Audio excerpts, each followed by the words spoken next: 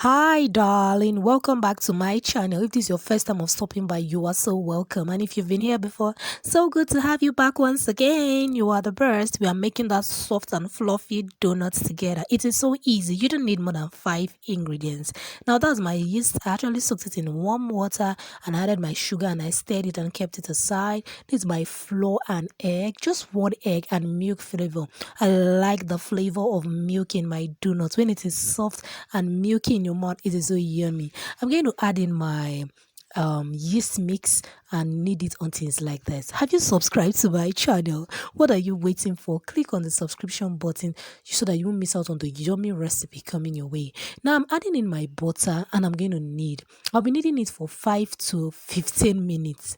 The more you knead, the more fluffy it becomes. Now I'm using my oil to further knead it. This will smoothen the surface of your dough and make it so smooth and soft. Can you see how smooth it is? I'm going to roll it and keep it in my plate and allow it to lift or proof for about 15 minutes.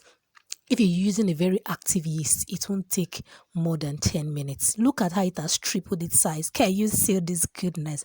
What are you waiting for? Subscribe to this channel so that you miss out on the yummy recipes coming your way.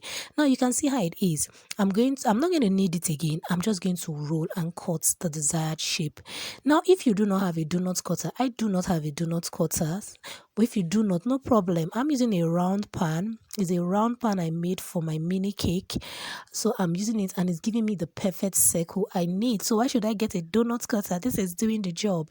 Then you can get a bottle and just cut the circle. If the circle is too small, you can cut it twice to give it a wider circle. With that, your donut will be just as perfect as the use of a donut cutter.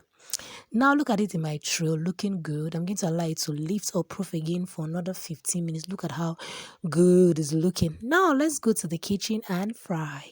Now here it is. I'm frying it in my oil.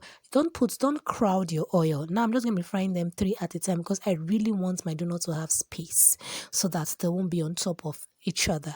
Look at how it is looking. Isn't it good? Can you see the white line?